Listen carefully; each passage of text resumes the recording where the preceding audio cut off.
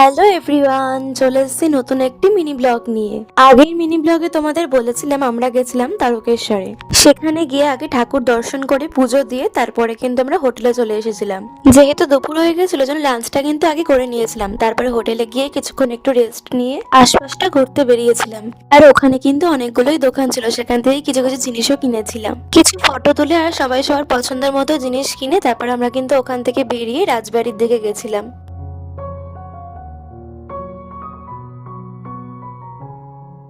কিছুক্ষণ ওখানে থেকে একটা সুন্দর সময় কাটিয়ে কিছু ফটো তুলে তারপরে আমরা গেছিলাম একটু ফুচকা খেয়ে তারপরে কিন্তু আমরা আবার হোটেলে চলে এসেছিলাম।